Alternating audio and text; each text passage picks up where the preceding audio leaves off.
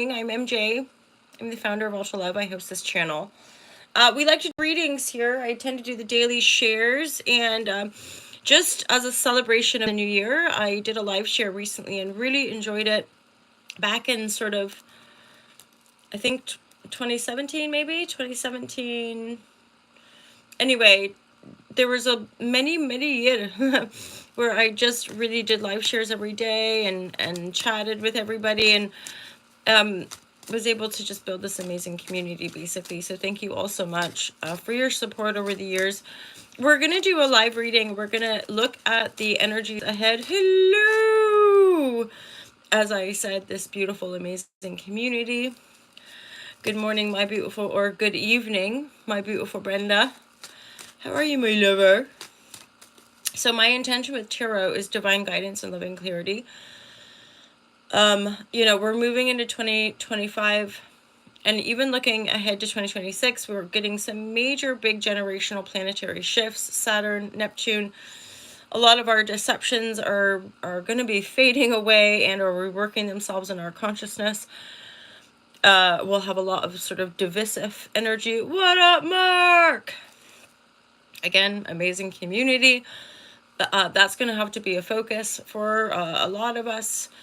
Myself included, both with my amazing internet pals and then also just in my real life, we're reintegrating, recommitting to that support system and honoring that sense of community and friendship, divine guidance and loving clarity. I started following somebody on TikTok called Build the Matriarchy.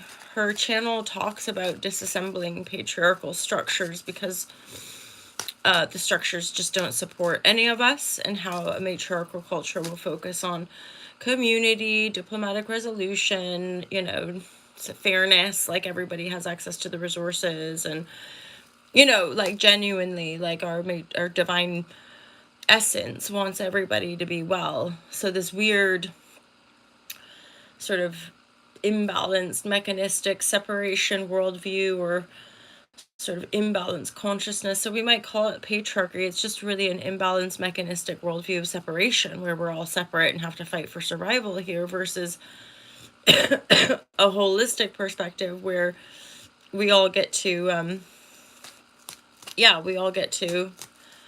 live here and have shelter and have access to things. So my intention with coming on to do the live today was really to get an energetic pulse for the month ahead. Divine guidance and loving clarity is my intention. Divine guidance and loving clarity. Just yesterday, actually, I had a psychic reading myself, and it's really interesting. The psychic eventually, quite early on in the reading, was like, "Are you a reader?" And I was like, "Well, yes, I am, but I use tarot." So using tarot to channel messages, and she was talking about how, on the path of psychic mediumship or doing readings for people, that you develop your own innate and very unique skill set. And she described some of how she gets imprinted with the psychic visions or with symbols. And she was saying, "Is it Reiki? Do you do something else?" And I was like, "Oh, I teach yoga. Like, that's the main bulk of my career and my own personal transformation." And she was like, "Oh." So and this is how they go together, because that physical embodiment practice is what helps to harmonize right down to the root in a physical embodiment work. And then all the many years or decades preparing that sort of physical embodiment is what helps to anchor kind of the intuitive awareness, so that you just live the intuition, right? So okie dokie, my lovers, divine guidance and loving clarity for my love is supreme, divine guidance and loving clarity. Hey, you guys, I do try to kind of resist looking too much at the chat. Any internet person knows that the trolls or the potential for trigger is just too grand in disrupting the flow. So January 2025, my amazing, beautiful community, January 2025 What are the most important messages for anybody who comes across this video? If you're curious, I'm in England and I'm broadcasting this January 4th. I'm traveling this year and going to various places, so stay tuned. I obviously do pre-record some of the content, Divine Guidance and Love and Clarity. Divine Guidance and Love and Clarity. A lot of the plans I've had to be very in the moment, you know, because plans have been disrupted and or changed. So Divine Guidance and Love and Clarity. How about you guys? How has the Mercury retrograde served you? I think Mercury is now going forward. Divine Guidance, it's super late. So hi Tony. If you're new to the community, when I reference back to sort of circa 2017, 2018, I went through something and I kind of got triggered to the point that I very rarely slept for like years, months, years, until there was a bit of a burnout, or a hardcore burnout. Anywho, I'm an early riser. I went to bed at about 7 o'clock last night and it's now 3 in the morning. So I wake up really early. I you know, the early risings obviously were part of my yoga career because I taught at a retreat where we had early morning yoga sessions. And then another activation back in 2015, 2016 led me to kind of broadcasting on the internet, and I got triggered into hardcore survival mode. And so, yeah, I wake up really early. I go to bed really early. And it's just the pattern, you could say. Like, it's just part of the flow. I don't always wake up. If I go to bed a bit later, I'll wake up a little later. Divine Guidance and Love and Clarity for my beauties. Divine Guidance and Love and Clarity. Divine Guidance. Okay, so we're gonna start looking at the energies of this read. You guys, I'm an intuitive reader, so the way I use the cards, the way I lay them down, the way I interpret them, the way I'm looking at the messages between the cards, it's all intuitive, which just means like I'm getting hits of the messages rather than doing a Celtic cross, or rather than doing like a traditional tarot spread. Pardon me. I'm so sorry. That's so gross. I got really ill over the holidays and I'm definitely still on the mendaroonies. When my clients is like, if you've still got that cough, you let me know. I'm going to send you some cough medicine. It's the best cough medicine ever. I'm thinking, please. Okay, so let's look at these cards and just discern them. So I'm looking at the Two of Pentacles. Two of Pentacles, we're balancing our energies. There's definitely something going on in the pentacle, in the life, your material life. Okay, so this looks like a potential financial loss. Okay, so be mindful of that. Be mindful of investments, like being directed to invest something and then there's a loss, so we lose some of our savings, or we lose like a bit of a cushion. So be mindful of that. Be mindful of investing, especially if you're unsure. Okay, so that this is because this is about balancing our pentacle. Beware of things potentially where we can make a faulty investment. We could be scammed, be a victim of fraud, we could gamble, we could create situations where we're putting money we don't have. Okay, because that's in essence, I would say, I've never gambled myself, but it's, you know, to a certain degree, if we have the money, then fair enough. But if we're on a line of credit, if we're using someone else's money or something like this, then there's a potential for losses. So just be super duper mindful. We want to keep it balanced to overcome past conflict. So conflict is like, you know, here this Five of Sword to me is like hashing it out. You know, like you're hashing it out with somebody, like, oh God, you know, we need to talk about this. We need to hash out these thoughts because our thoughts are in conflict, right? 5 and the 6, though, this is a nice transition. This is a nice evolution where we're finally overcoming conflict, and then we're moving ourselves forward to calmer waters. Yeah. Two of Pentacles too, there's like this rocky water under or behind the character. It's like climbing yourself out of like a stormy sea. I mean, like, you know, and maybe feeling a bit nauseous or feeling a bit, I don't know. Do you guys get seasickness? I do. Or motion sickness. Spinny rides and just repetitive, like, it's like, so it's like getting to stable ground. It's like, oh, fuck a doodles, I need to balance myself out. So Two of Pentacles is that we've initiated a new start, we've moved in that direction. You know, and I could say that that loss of financial stuff is something that happened to us in the past. So this is why we're here. Because I'm looking at the Pentacles going, oh, we've lost a large sum. So this is 9 of Pentacles down the drain, 4 of Pentacles, making the investment that loses the 9 of Pentacles, and now we're here. We still got 2 Pentacles to juggle. It's not all lost, right? Even though, I'm sorry. I see you, baby. I'm sorry, because yeah, there would be some, did I just see a comment of somebody? I've lost 150,000 pounds. That's, who knows, right? It's relative, but for most of us, that's a good chunk of cash, isn't it? You know, it's a good chunk of cash. Divine guidance and loving clarity. So I'm looking at some Holla Shazamness, and if Marky Mark is still there, my lover, I'm not sure if you are, but if Marky Mark is still there, you're welcome to use your moderation skills.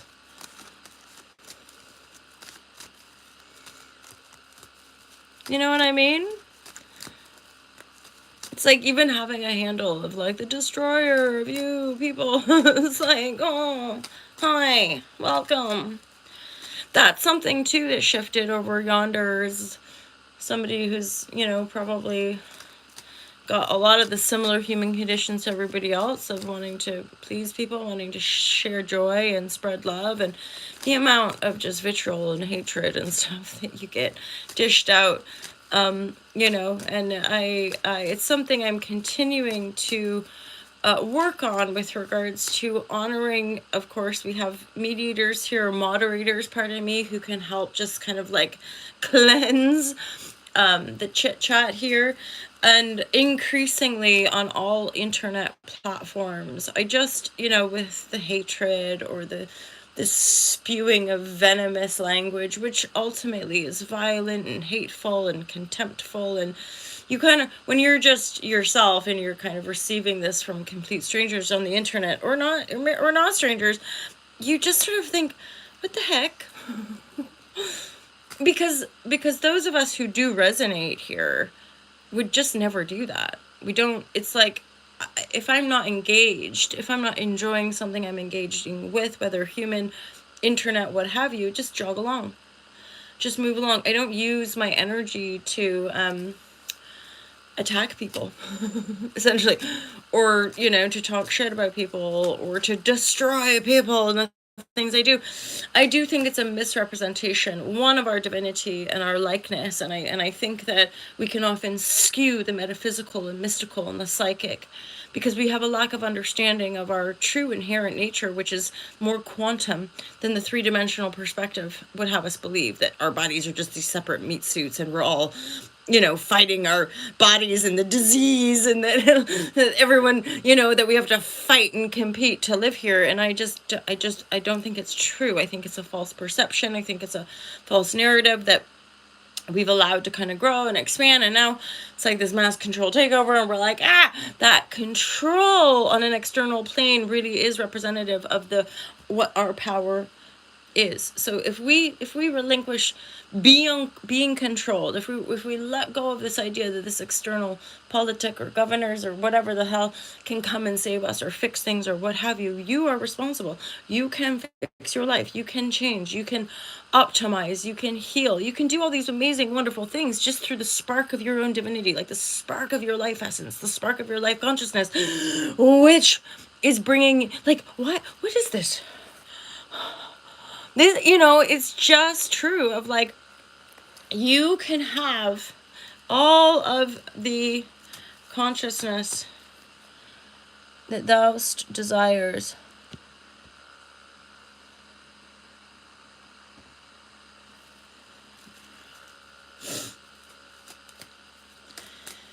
Okie dokie, my lovers.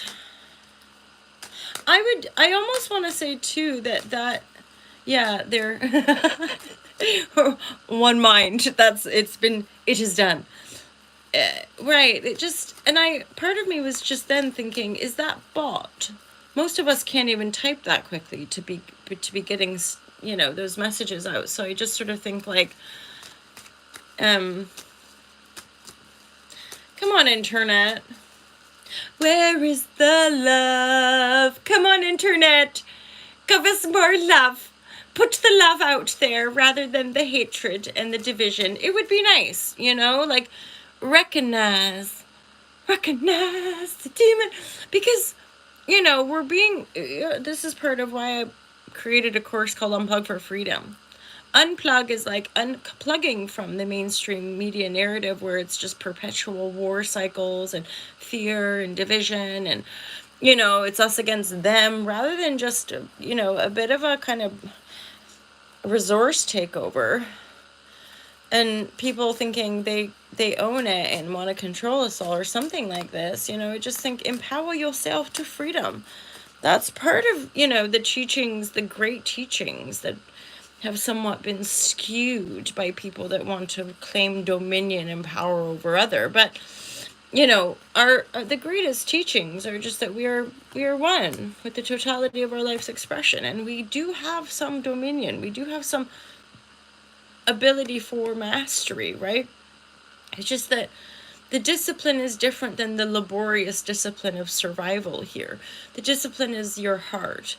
The discipline is knowing your mind, The discipline is getting to know yourself and sitting with yourself. And as banal and simple as it might seem, feel your feelings. Like how radical or how almost mystical. Just feel your feelings and it will begin to show you more of who you truly are. The depth of you.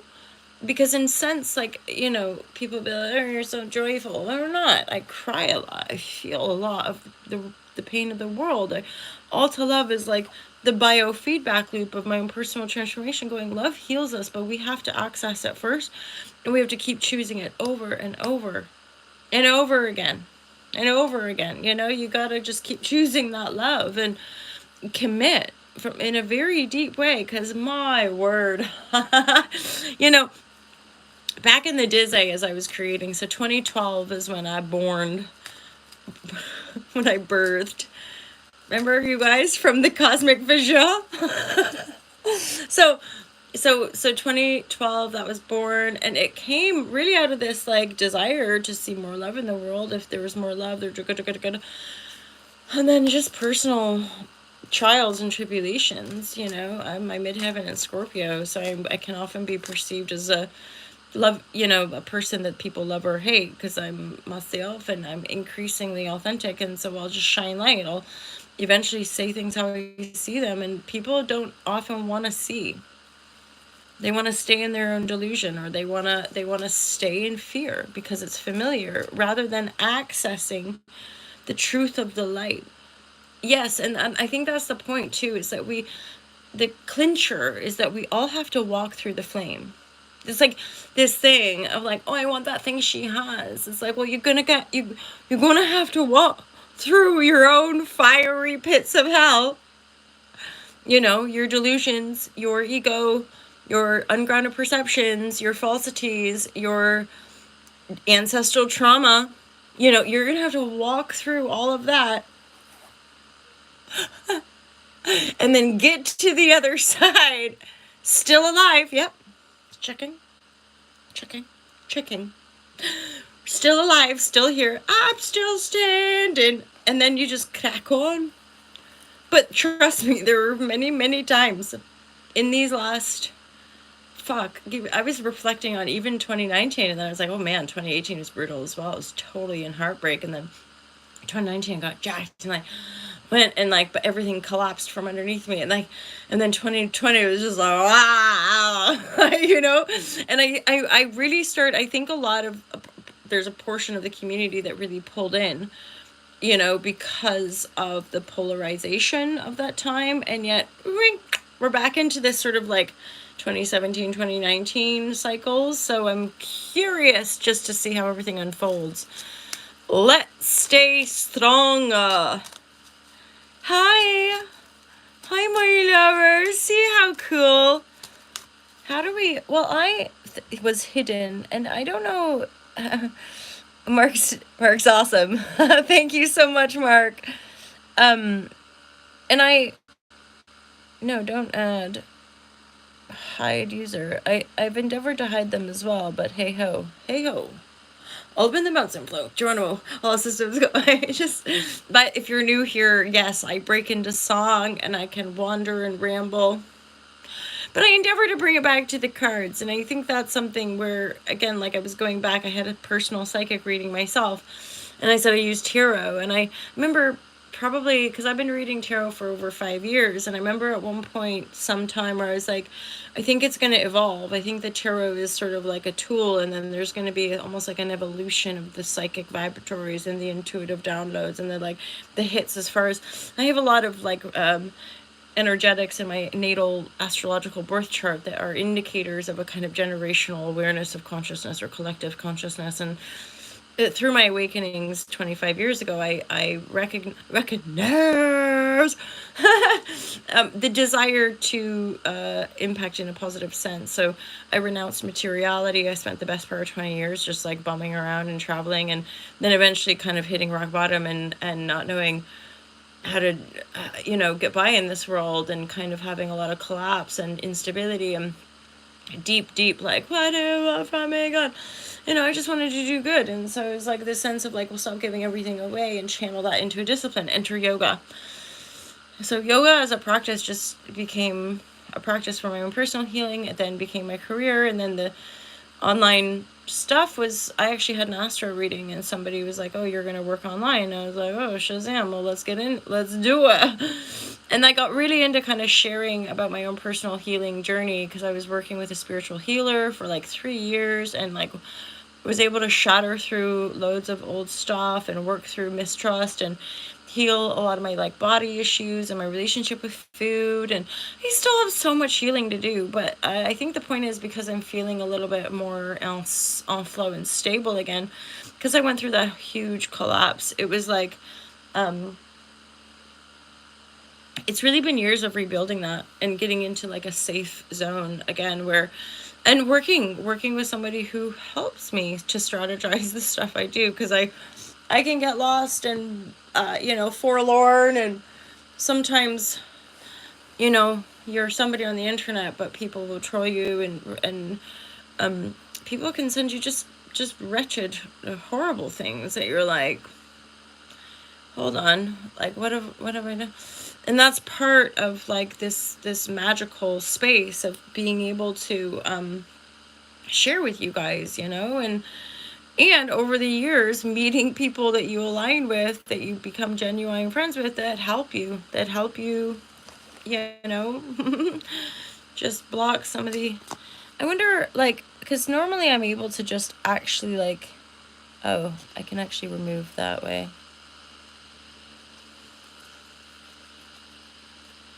Could you imagine? And, like, I guess to each their own. People genuinely think that maybe they're doing God's work or something, that to put your handle as like the tarot destroyer and to go around like destroying the people that are just playing with these cards. And it's something I would like to express too, that these cards have no power over you. I have no power over you, and I would never want to claim that. I wish you well. And simply when you're working on a business or sharing, it's like, yeah, I'll share parts of what I do. I can share that on a regular basis, right? Mr. Floyd, hi. And the trolls have been prolific lately, so I'm not alone, huh?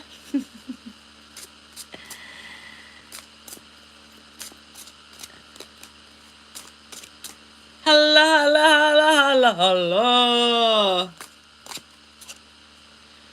Yeah, it's like, it's bizarro. Okay, so I'm now pulling another layer of cards. I usually, just while we're chit chatting, I work with 7 decks, and I typically have 3 tarot decks and then 4 support decks.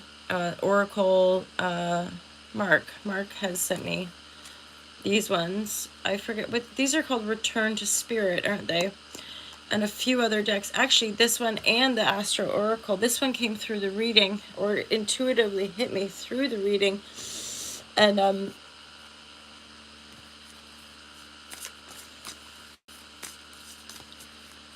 something about travel, getting to calmer waters, being able to protect the home and the hearth. See, remember earlier I was talking about the flame, how we can't walk through the flame with each other. We can't. So it's like you get to certain points of your own evolution or your own healing process where it really is becoming self-regenerative, like, because of that quantum understanding or that quantum awareness. So the aspect of self-responsibility really does become holistic, listening to the body, like choosing, and and I like to be as honest as possible here around this sort of our underlying cultural addictive nature when it comes to phones, and even when it comes to like information, versus obviously a lot of the stuff that I practice of just quiet space. And for years I grappled with that. There was a time where my programming was more about like being party person and like achieve and whatnot. And I think the deeper, like, the pull-in of the power of some of these spiritual practices to heal, to make different choices, to not be a slave to the system we were programmed by. And really, through deep quietude, through deep reflection and journaling and vision boarding and meditating, like sitting in quietude for a long, long time, and sitting and going to silent retreats, and learning and teaching and learning and teaching. And it just kind of always comes back to that. I think one of my earliest teachers was Eckhart Tolle. And our Eckhart Tolle's teaching is just what it is. It's we are here now, and our ability to accept what is like a huge thing. And then the work with that what isness, in a sense of, the choice, the choice that we have. And I remember, I think it might have been Teal Swan or somebody who talked about choice as the Christ.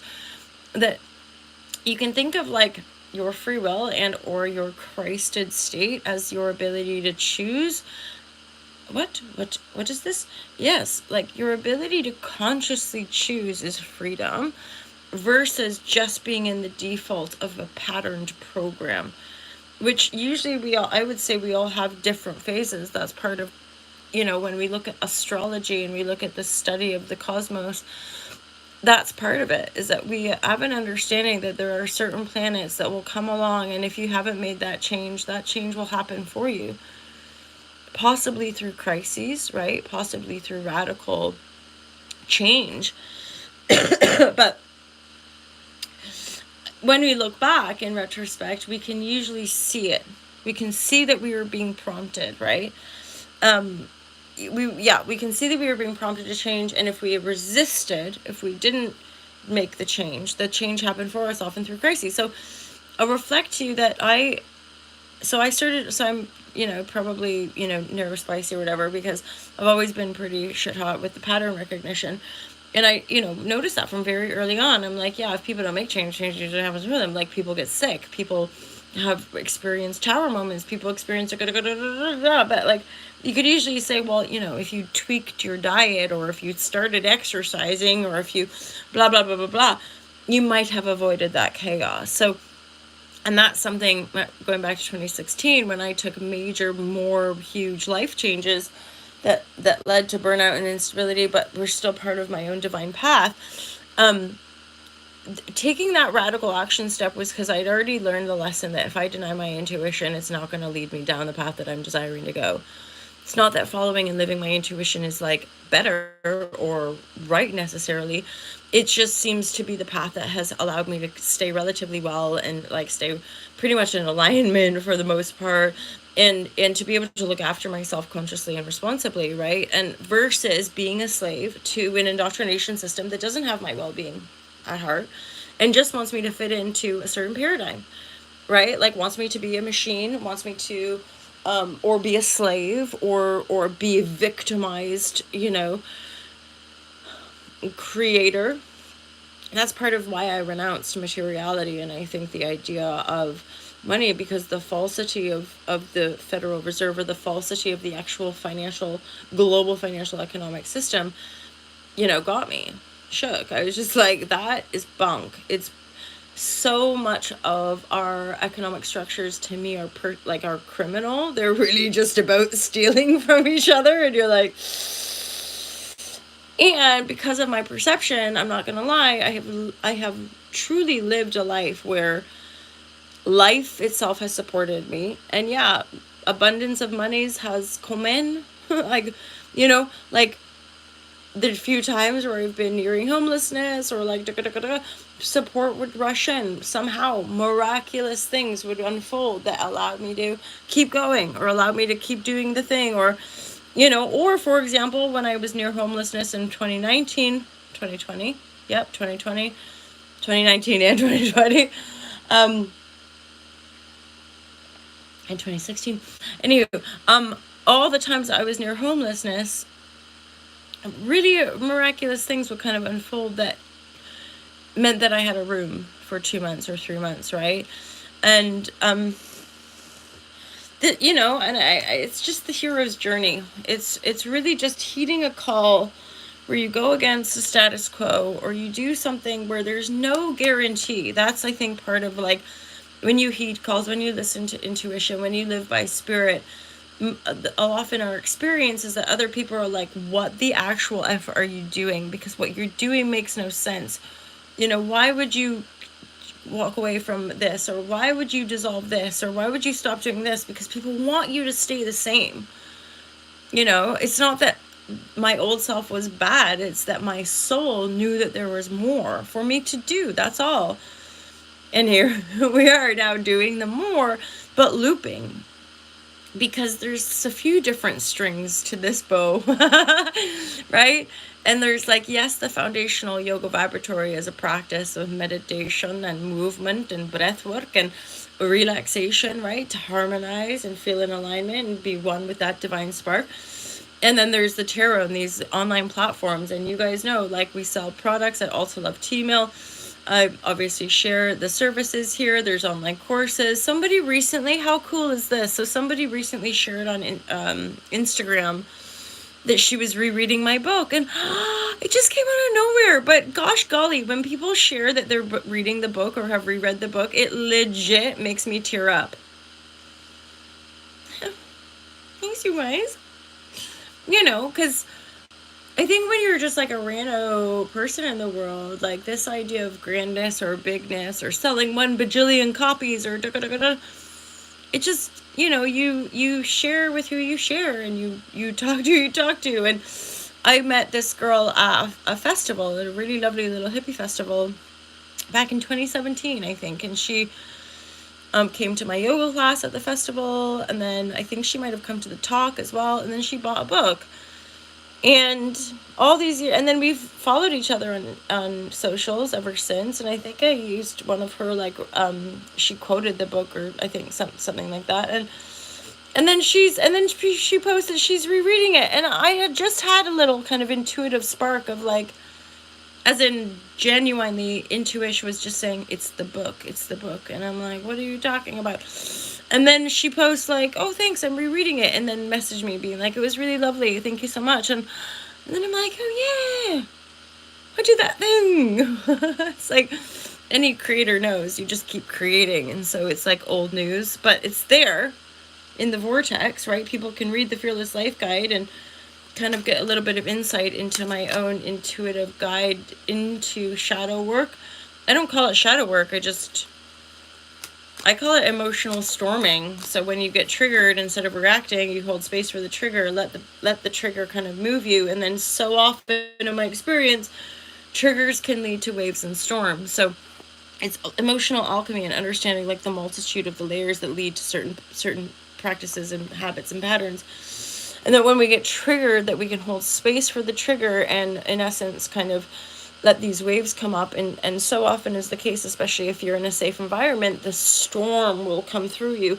And the emotional storm is the shadow work, where we're actually healing and purging and working through emotional density, whether it's ancestral, generational, karmic, whatever it might be. If it's coming through you, it's coming through you. And that's part of the empath light work or vibratory as well, is that instead of being reactive, instead of judging against the external reality, it's almost like your body itself is the vessel of transformation for yourself in the world. So your body itself is the alchemical transformer. Nothing outside of us. We are it. It's our perception that's transforming. It's our beingness. It's our connection to mind and heart and body. That's what's going through this ultimate transformation, which is leading us to this new world. It's like being in karmic contract with the planet herself. We talk about like soul contracts and karmic contracts and all these crazy contracts that we got with everybody else, because we all have lessons to learn, and it's intense, right? But actually, what if we were to look at that further and go, well, we all have contracts with this planet. We have contracts with the multiverse. We have contracts with different planetary bodies, and that's why we have an understanding of them. That's why intuitive astrology exists, because people can literally tune in to the energetics of different planetary bodies, because we are one with the brothers and sisters of this cosmos. And then, right? And then feed off of that energetic transference, right? So we're constantly biofeedbacking off of one another, off of this planet, blah, blah, blah. And I think the only flipperoo of empathy versus like narcissism is that there's a disconnect. So it's like having dominion and having to control versus allowing and loving. Like, allowing it all to be is very different than it's got to be my way. I mean, I would love the world to be a better place, but I can't force people to love each other. God, it's hard enough to love myself. Right? You know, most of us are just grappling with our own existential mystery as far as what the heck? What are we doing? And this is why, to me, for as long as I can remember, seeing violence against animals, that's why I'm a vegan. Although I'm a non-radical vegan, I just got farm eggs the other day because I wanted to bake something and I didn't want to do the replacement, so I just got the farm eggs because I know that the chickens are free range, proper free range, like on my doorstep. So I'm like, okay, well, I'll take those. So no, I'm not a radical vegan. I don't think there's one right way. I understand the cycle of life, and I think that when we're in harmony and when we have a co-creation with the animals and we take the killing as something that's very, very sacred, and then we get to ingest it, woohoo! But mass breeding to simply enslave and slaughter these creatures, which is destroying our planet and like not good for us. I'm like, no, could we not do that? But in similar fashion, am I all up in the like fake vegan food that's also destroying crops? And like, what is it actually? And is it highly processed shish shoosh? Yeah, probably. So I'm not into that either. I'm not into anybody going, we all have to do this and we all have to do that and we all have to drive electric cars and we all have to, like, maybe we could just calm down. You know, I say that to myself as well because I get a little bit juicy. I get a little bit excited sometimes. I remember you guys know, like Mark and Brenda, the old school high vibratories. You guys know that I will just ramble and get a little bit excited to be here. I really appreciate, so you guys see that Mark is a moderator. Mark is just part of the crew. We had like the live share crew. There is a Patreon community, and I've had a few weeks off actually, and it's part of these live shares that are invigorating the re-looping back into Patreon community, because really it's like the Patreons are making requests for certain topics, and because Mark has the memory of the live share crew, I'm like, that's what it is like there's a sense of reinvigorating this sense of like the streaming of the consciousness, which would come through the live shares, but offering that into the patrons, and of course doing this as and when I feel like it. I feel like making love. A classic tune circa summer 2019 when I was in Portugal in Sagres, teaching yoga every day in the windy weather. Hot and sunny and nice, but my God, have you guys ever spent a considerable amount of time. I was there for a month. Have you ever spent time somewhere that is like crazy windy? It drives you bloody mad. Wind, too much wind will drive you insane. I'm pretty sure that's a real thing. Because by the end of that summer, not to mention that I, in Portugal, decided to move to Bristol after 8 years in Devon. Like, what am I doing? Why did I do that? I don't know. But there's ungrounded decision making for you. That's what prolonged survival mode will do to you too. Just make completely rando, poor life choices until, again, the universe will guide you back. I got guided back down to Cornwall. Not before getting evicted during the lockdown, though. That was a frightening thing. And then I had, shamanic friend reached out and was like, do you need a bed? I was like, I do. I literally have nowhere to go. So, there you go. We survive. And so long as we're here. We're still standing. Still standing. Do you guys want me? I'm gonna read. Well, no, yes, I'm gonna pull these final. And then I'm gonna kind of close her down. I need to blow my schnoz and stuff like that. I'd prefer not to be like coughing and like schnozzing here on the live, but what you gonna do about it, Hey, no worries, you guys. Thanks, everybody.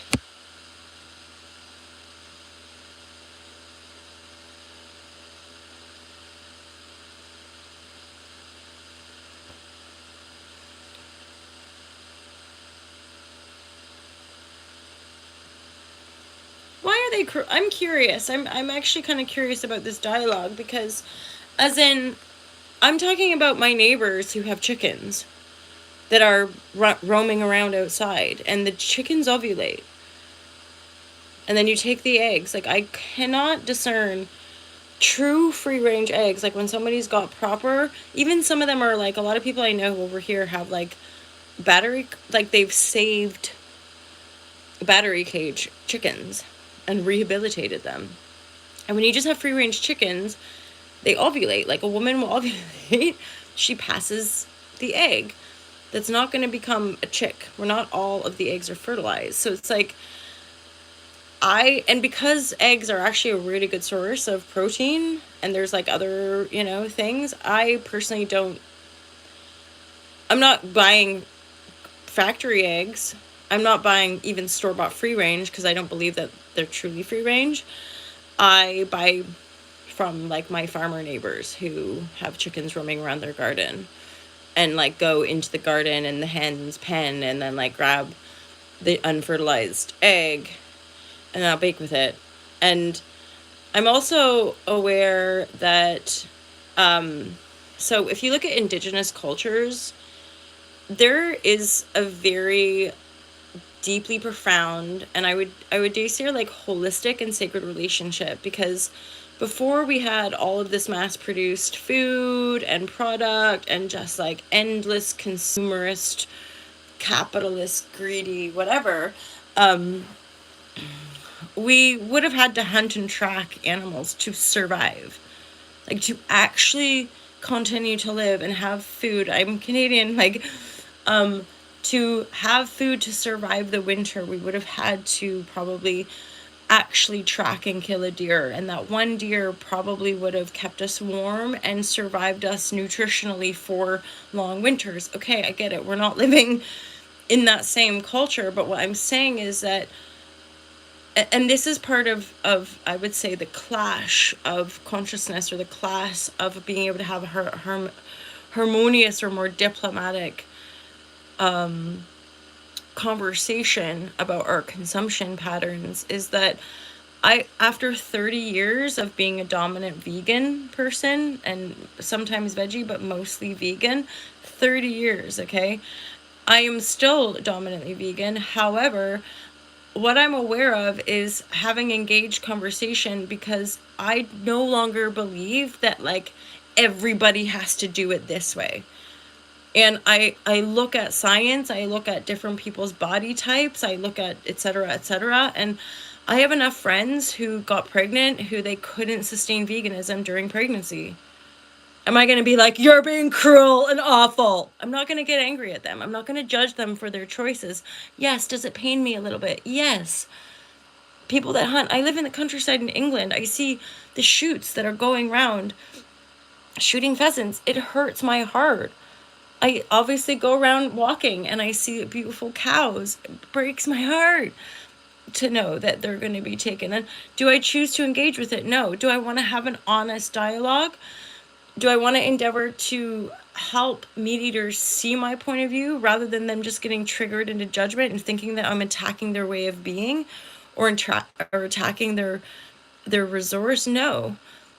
So I think, like, and actually from another perspective, from lovers, life is cruel. Like, this life on earth comes with great challenge. Like, there, and I'm digging on these words like nuance and discernment. Is whenever we're like, they're wrong, that's wrong, they're bad, they're pointing fingers at the rightnesses and wrongnesses is just an aspect of our dualistic nature, but it's not a fundamental deeper truth. Like, in a deeper, deepest truth, it's all contained in love. It's all contained in the voidal expression of all that is and all that ever will be, and we are part of that, and it's all hala hala hala hala hala, right? Like, and this is the thing about having the courage to even express who we are is like a bold move, right? Because anyone who doesn't knows that you get a lot of shtick from random people that don't know you, you don't know them, and they're engaged with whatever's going on in my own stream, and all they want to do is rip you apart, or all they want to do is fight you, or all they want to do is tear you down because you said one thing that, right? And that's more to do with how reactive we are. That's more to do with just our like reactivity, and the fact that the reactivity is really, we're getting triggered at something that's like making us feel unsettled. And then usually when we trace those, there's a whole bunch of emotional pain that we can transform, that we can alchemize. And yeah, my own personal transformation has been decades in the making. Most empaths would agree, because you've always felt the pain of the world. You've always had to really just like, like, get the impact of the distortion, of the pain, of, yeah.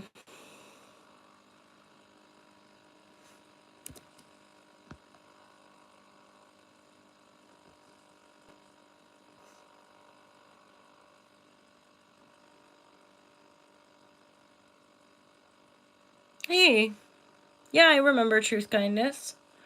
There's a lot of energies here. Teal's art, wicked. I never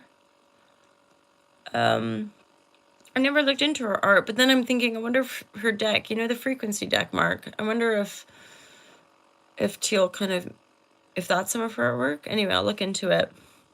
Yeah, Eckhart is super amazing, right? And Teal Swan, I mean, it's just people like Bentinho. Do you guys remember Bentinho Massaro? He was like an amazing teacher for me back in, I mean, circa like 2014 and 2014 and 2015. I was just sponging off of all these teachers, Teal and Bentinho, and then off I went into my own stratosphere of creation, which didn't go to any kind of specific plan, but that's the ego for you. And massive humbling, when things don't go your way and you're like, and you think, it's so brutal, but then surviving and getting through to the other side is also like, oh, thank God. Because I'm pretty sure I'm on the other side now. I just,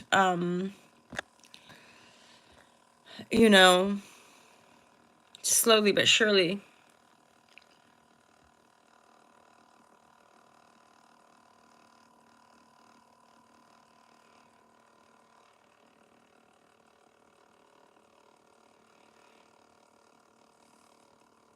Oh, right. Sweet. See, Chris P. So,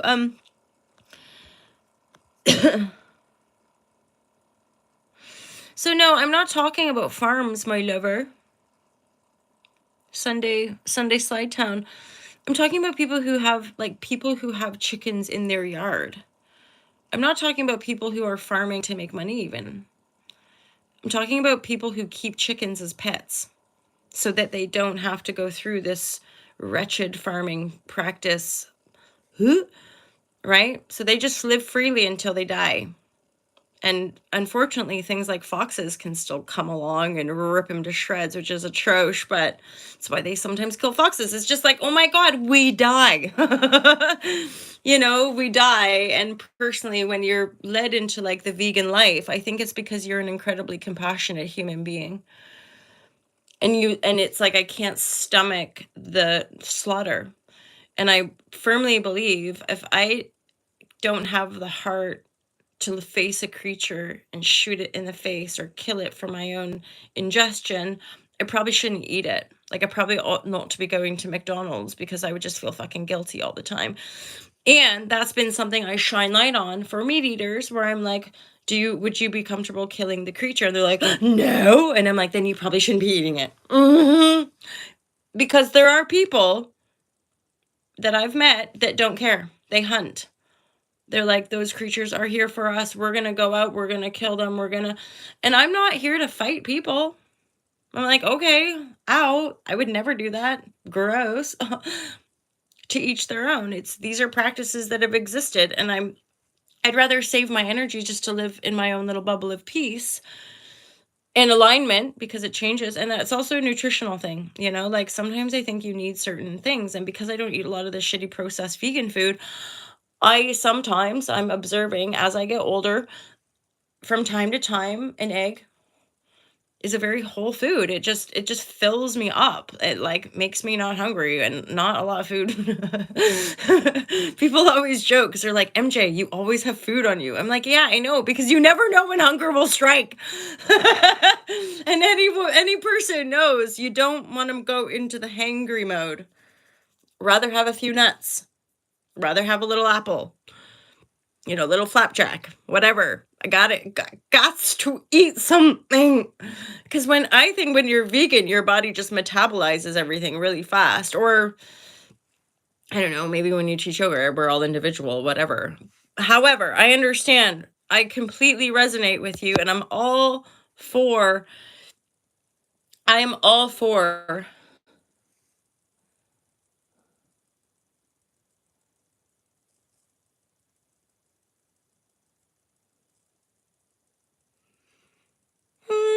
I don't think I agree with that at all, actually.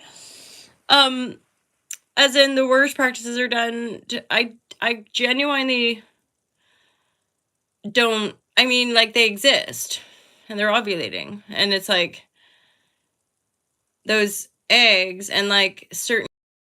Not. This is what I mean about. So, do the eggs go to waste? So they just lay the eggs and let them kind of rot?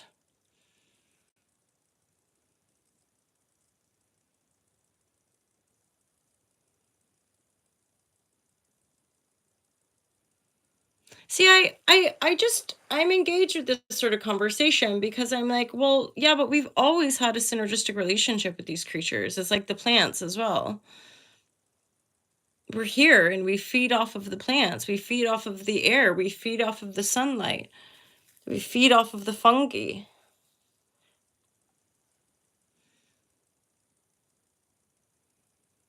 Yeah, but just like we look after them. So the people that like I might buy eggs from, they're keeping those chickens in safe little homes so that the foxes don't come and get them, even though the foxes can still. And they're of a different state of consciousness, like plants are as well. And I'm not killing the chicken. In fact, I'm allowing the chicken to live a happy life. And as one human, possibly having an egg maybe once or twice a year, Like, this is another thing too. To me, it has a lot more to do with your heart. If you don't give a shit, that's a choice. When you're somebody who cares like a lot for all the creatures and for all the planets, and you're endeavoring to make a choice that's in alignment with your heart, I think you want to trust that. Well, and here's my vibratory, regardless of anything. I just don't think extremism and radicalism and any train of thought where it's like, we all have to do this, everybody has to live like this, that's wrong, that's right. That's just black and white divisive thinking. That there's one right. There, look, my battery died. The light went out. I think it's probably time to say bye bye. Ugh.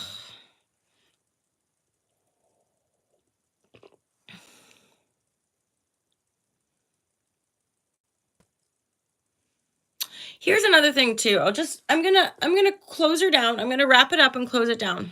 I want to leave us with some thought of what feels good to you to think about. You know, hey, that way.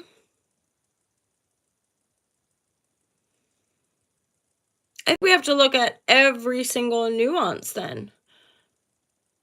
Like I I'll take those in. It's just that it's not when you have a relationship that's shared, that's supportive of both aspects of the well-being of yourself, the well-being of the animal, and you're working that synergistic relationship together and allowing the creature to live a happy life. I'm not sure how that's exploitative.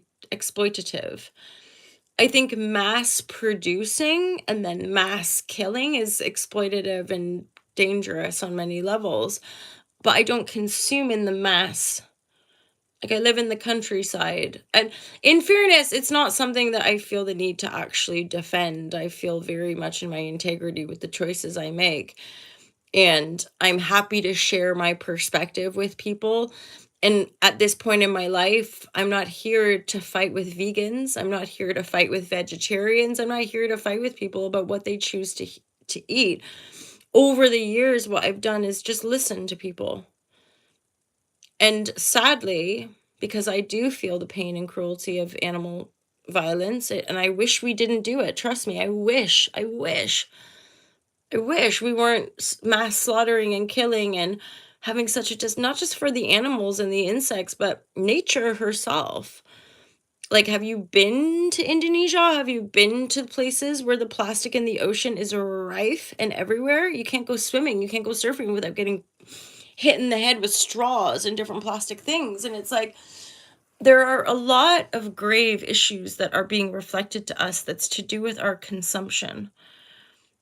And to me, it's just being able to have an open-hearted look at consumption. And when we just tell people they're wrong, like, you're wrong for doing that, well, then there's no conversation. There's no way to actually have a dialogue with people when it's just us against them.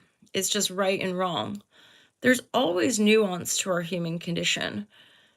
And I mean, I'm somebody who's like, unless you can have an intelligent dialogue with somebody, you're just fighting, you're just arguing, and usually not able to even see. And so often I think there's a bit of a cop out when people say, well, we'll agree to disagree. I'm like, well, you're just choosing to disagree because I can see your perspective. I understand where you're coming from, trust me. And I do not, like, well done. Like, as in, I honor you, I respect you massively for taking on veganism. Trust me, it warms my heart. I wish so desperately that more people would choose veganism, but not through a propagated trend, through a heart of compassion. Because if we were letting them live and grow old, and who knows how these physical vessels would evolve, right? Maybe we wouldn't need so much, right? But then we feed them. So if you're keeping creatures, you usually feed them, house them. There's an exchange happening. It's not just taking from them. if they're laying something for waste and it's a food source for us, I genuinely don't see the cruelty.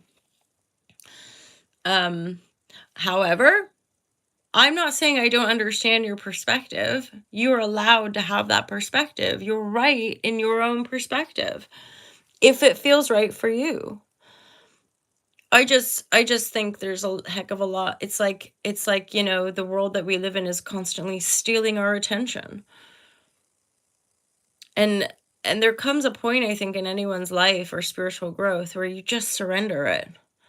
I'm not going to fight anymore with myself, with people on the internet, with other people. I go quiet rather than engage in arguments, and I guess maybe this is part of the practice of going,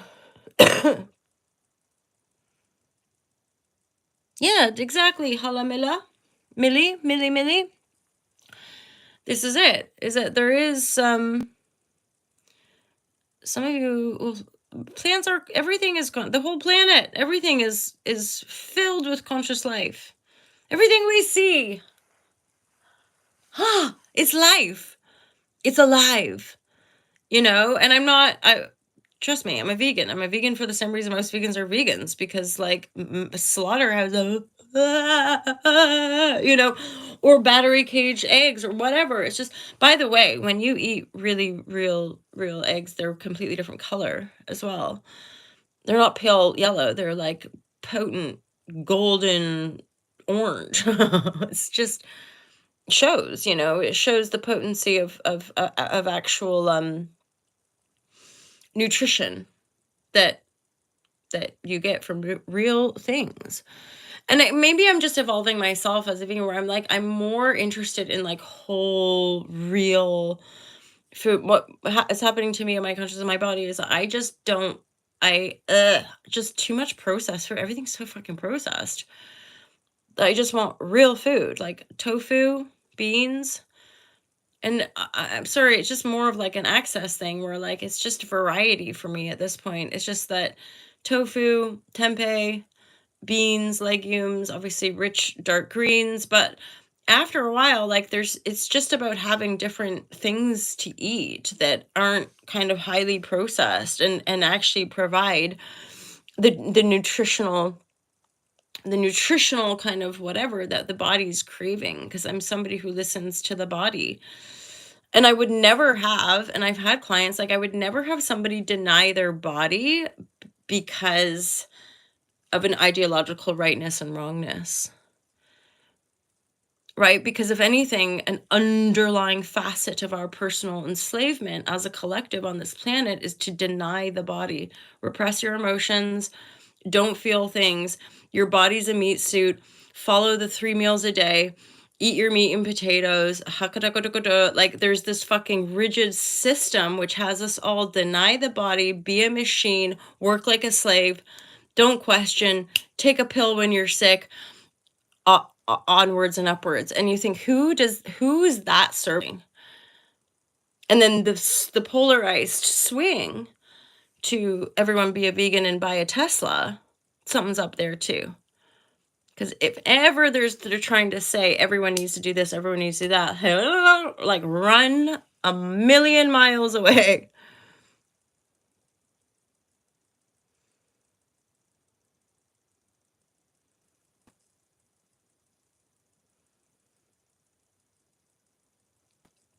Yeah, I think that's why I think even you could look at veganism almost like a gateway, perhaps, like a gateway to greater consciousness.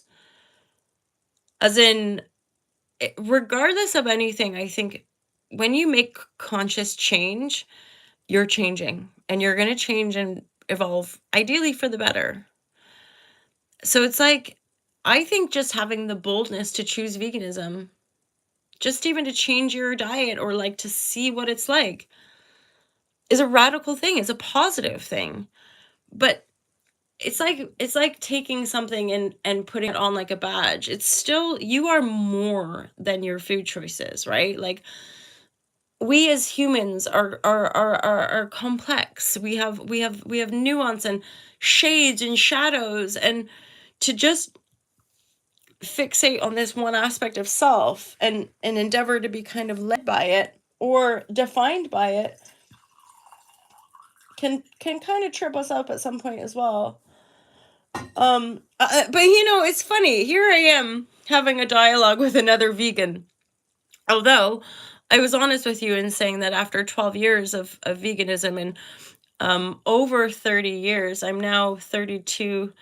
I'm 32 years into a vegetarian way of life and 12 plus years into full-time veganism, and even endeavoring a zero waste life for a bulk of those years. So I tried not to consume anything. I'm back on the train where I'm going to try to have a year where I don't buy any new clothes.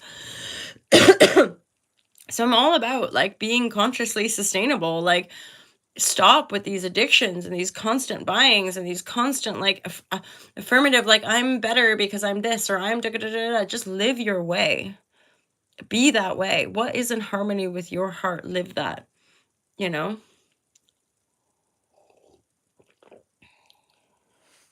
I've been on the live stream for over an hour.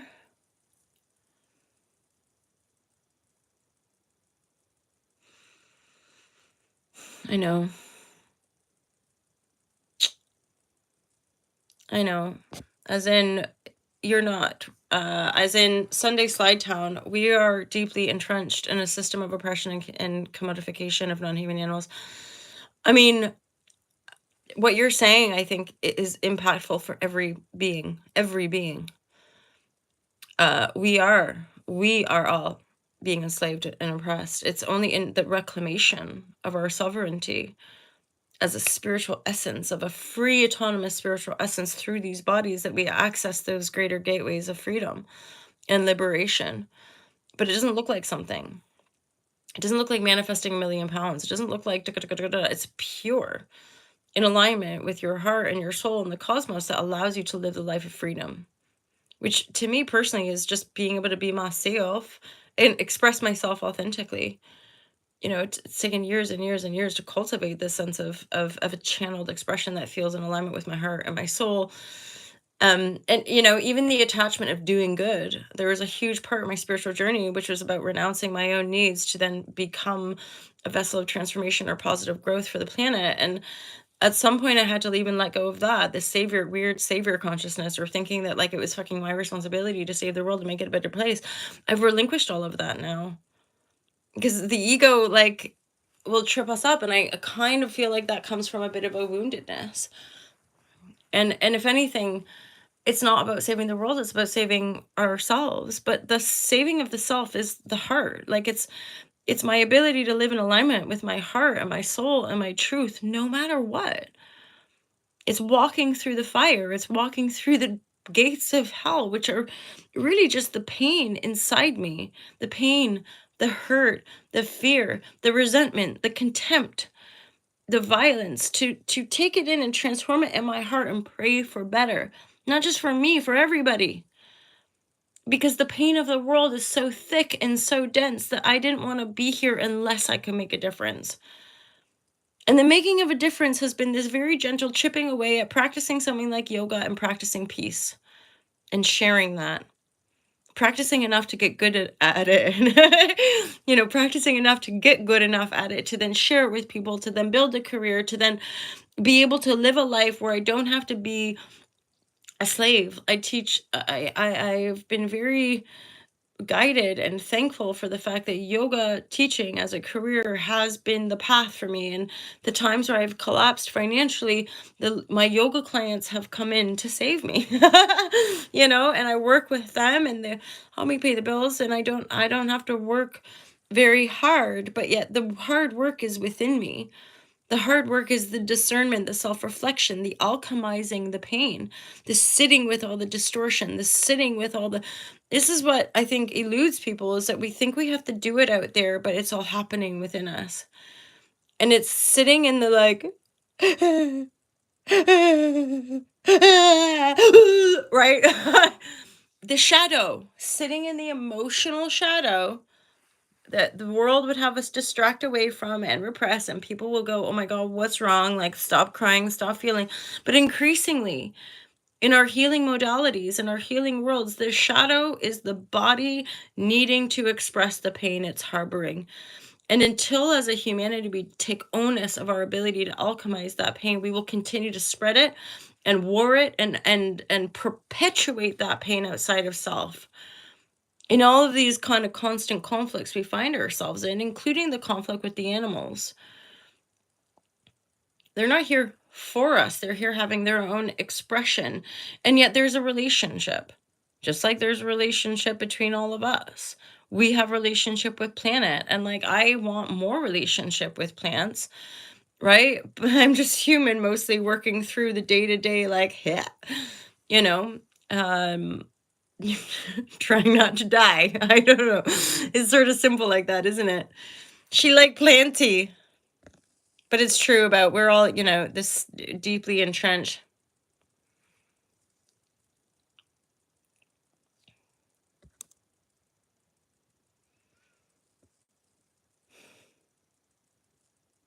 I am getting there. But I'm up, so I 7 years in the dark night of the soul, pretty much. So it's a tricky one, because I'd be like, fearless life guide, guys, endeavor emotional alchemical healing. But back in probably like 2020 was when I started to realize, like, actually, don't do it. You don't know what you're in. You're like, as in, if I had known. So back when it was all like kicking off inside, and was like, heed the call. Dive into the emotional storms, like emotional alchemy and healing and hala hala hala, and everything will be well. And I'm being looked after by the cosmos and protected and etc.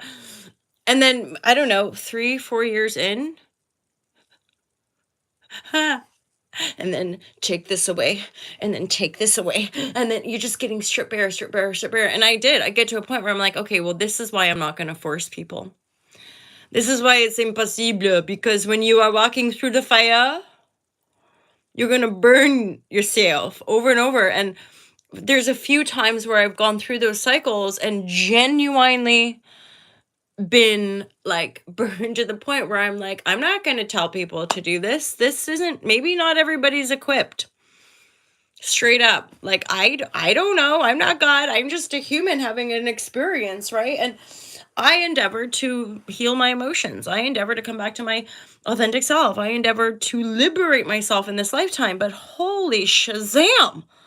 Like back in 2013, if I had known, by 2019, I'd be like homeless and super broke and like not knowing where the fuck I was going, not knowing if I'd ever see my family again, not knowing, like just this like wandering, drifting. And the intense emotional pain from like 2019 to 2021, and then the constant slog. Plus, just plenty of times I was thinking, well, no, this isn't worth it. Like, stay in your corporate jobs, lovers. Emotional alchemy is leading you nowhere. I can safely say it does. I can safely say you will get to the other side, but it's like people are like ascension and spiritual liberation. I sort of don't know about any of that. I partly think it's like nervous system. It's more like we get triggered and we don't really even realize until we realize, and it's about harmonizing those triggers and healing the nervous system and actually being able to stay relaxed and be in homeostasis and all this kind of stuff. And yet the ego and like this idea of ascension can really potentially take us into like maybe what people call like a spiritual ego, or like feeling like almighty or something, and that's just not true. And like in essence, we just have to come down to ground and be here now and figure out like how to live in peace.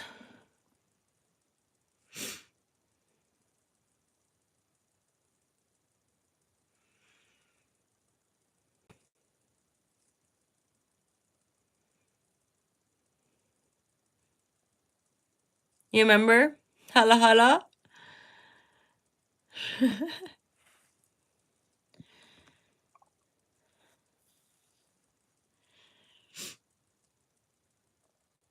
No, I don't think, in A Course in Miracles, it talks about how anger is never justified. And when you're working with anger is always a boundary break. There's always a kind of like rejection. Anger is like, fuck off. Like so unprocessed anger is pain. And so if we're not processing our anger effectively, we're going to continue to perpetuate the pain. And to me, violence is pain, right? It's the most obvious pain. I'm going to hurt you, right? Like that. And it's this underlying neuroplasticity that we all have where instead of sitting with our pain, we react against it and we try to blame things around us, right? And I'll reflect something to you too, that it's the inherent capitalist culture and like so the system itself at the root is violent. And it's the system itself that keeps us in perpetual cycles of pain and violence. Because it's only inside our own heart that we can absolve ourselves of this pain. It's the altar of God. You know, the altar of God is in my heart for me to witness, not for anybody else. And it's that alchemy, it's the flame, right? The flame of truth that exists inside your own heart that is the gateway to liberation. But it's the walking through that gate that, because in my emotional experience, it's just been so painful. The amount of neglect and abandonment and rejection and unbelonging and the depth of isolation and loneliness and not knowing how much I can cope and feeling like I'm being squeezed off to not exist and having to continue like years, decades into this now, having to continue to commit that I am worth it. I am worth existing. You know, people can judge all they like, but the truth of my own personal reality is fairly isolated and like deep. People are like, God, you're so like I worked on retreats and people be like, wow, you're so shiny and sparkly and happy. And I'm like, that's because I feel a lot of pain. And people want the sparkle, they just don't want to actually go through the emotional pain, right? But a lot of us that express this light are the kind of polarity of my existence is the incredible amount of pain and violence my own heart has endeavored to transform to make the world a better place. So you're absolutely right. Nothing justifies it because for me, it's about harmonizing it within self and acting different. That's why I chose to be veggie and vegan all those years ago. I don't want to engage with it. I don't want to be part of it. That's why I don't buy stuff. That's why I endeavor not to go shopping in the high streets and why I want to commit to shopping less and less. I don't want to be part of that system of oppression.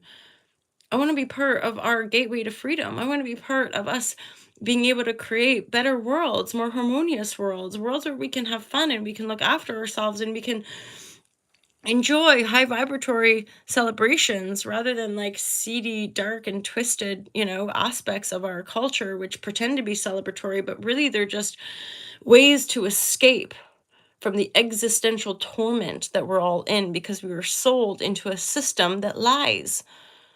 It says it wants our well-being, but actually that well-being is equate to our mechanistic enslavement. Our well-being is equated to how much we can buy. Our well-being is equated to how fancy celebrity we are. These things are changing. Like the more that we awaken, the more that we're going to be able to see through the cult of celebrity and the cult of politic and the cult of isms that divide us. When really we just want to reclaim our mind. Emancipate yourself from mental slavery. None but yourself can free your mind. I'm going to leave it there, my lovers, because it's been such a joy.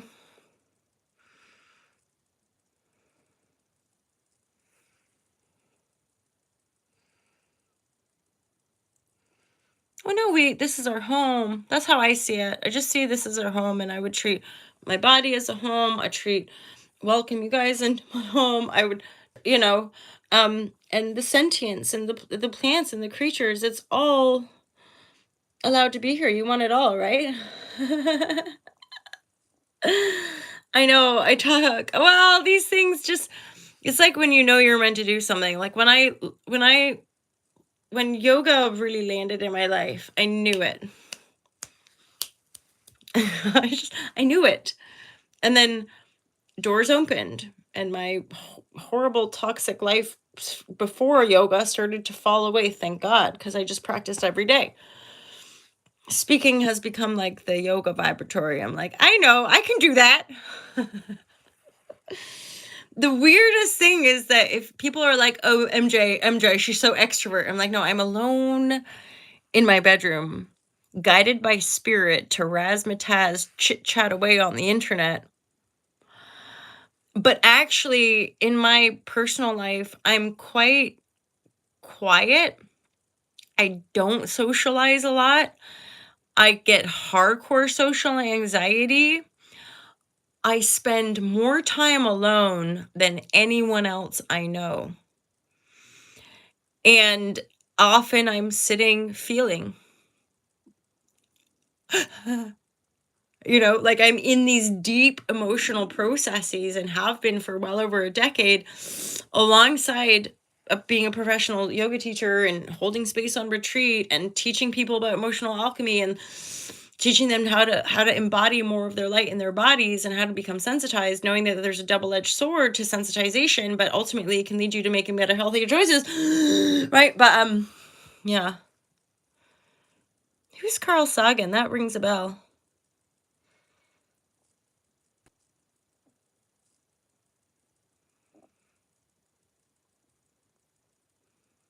Hey, thanks, Justin. Appreciate the subscribes. I think thanks for all your guys' input.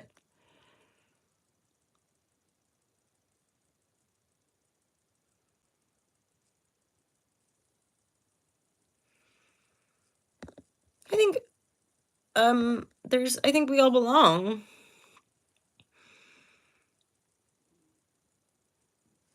I think we all belong. I think there's differences, but we're humans. And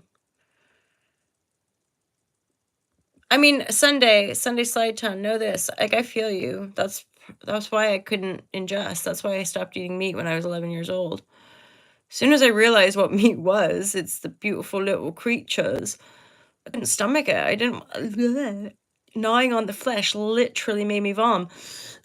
and um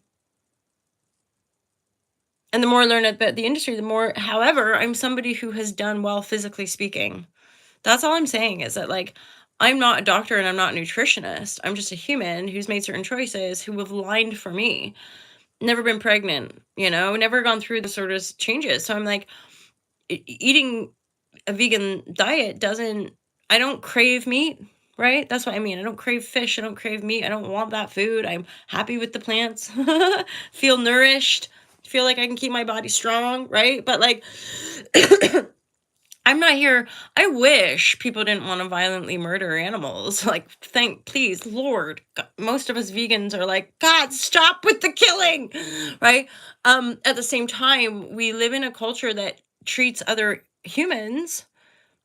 We live in this military war complex and this sort of mental health industrial complex where that fighting one another over our food choices, to me, isn't a wise choice. All of us as people on this planet that are working to just come out of survival mode and like survive, all of us are working together to ideally empower our personal and collective freedom over being controlled by forces that don't care about our well-being and just want us to fit into the whatever the fucking agenda. So this is like a teeny bit of people might say the ruling classes, who I guess want to stay in control and want to be like, I wonder if we can manipulate their minds and and like all over, we're all like waking up because we're being oppressed so bad. And we're waking up being like, fuck you guys. And the thing is, the freedom, and this is part of my own awakening and continual revelatory awakening, is that the freedom is never going to be out there. Freedom isn't about how much money I'm going to make. Freedom isn't about how big my YouTube channel is. Freedom isn't about anything out but how I feel about myself in this planet. And I must say, like, freedom is amazing. And I'm aware, like, as a, like, I have chosen to not have children. I live my life in a certain way, which to some people might seem really selfish. I know in my heart it would never come from a selfish place, because the choices I made in my beingness anyway were always about the greater good, like love and being more conscious consumer, and not buying so much, and not engaging with the violence and oppression of the innocent animals on this planet. Like, please, Lord, I wish we could look after them so much better and not be mass slaughtering them, and using that mass slaughter to then ingest fast food and Mackie D's and things that is not good for us. It's just a cycle. I'm like, none of it makes sense, because none of it is in alignment with our personal well-being. And I partly think all of us are endeavoring to heal a psycho spiritual wound. Remember who you are. Remember who you are, Jedi. Anywho, I'm gonna go. Thank you guys so much. Thank you all for being here. Marky Mark and Lorna, thank you. Thank you for moderating. It's super duper useful. I've been to Toronto. I'm Canadian myself. Mwah! Hallelujah. Hallelujah. Thank you guys so much. Really, really appreciate you all. Have a magical Saturday. Have a wonderful weekend. I am. Have a great day, you guys. Thanks for the new people who are here. Lorna, Brenda, Marky Mark, That Way, Mr. Floyd. Some of you guys are Millie, of course. Some of you guys are a little more regular. So always a pleasure to see you here. Otherwise, I got to go. I have a couple yoga sessions this morning with some regular clients. So I got to get myself ready for that. But it's been super dupes fun, you guys. I'll see you again soon. If you want to engage in more of these types of live chats, feel free to join the Patreon community. It's January, it's 2025. I will be getting back into the Patreons, and Patrons know I'll take questions. I'll take individual sort of comments, or like Mark knows too, like sometimes we'll just have a little bit of a chat about certain topics in the Patreon account. But of course I endeavor to do, even though I've been off for a bit, but I endeavor to do regular weekly readings for just the patrons as well, so you guys get a little bit of a snapshot on the collective energies. Have a great day, you guys. Peace out.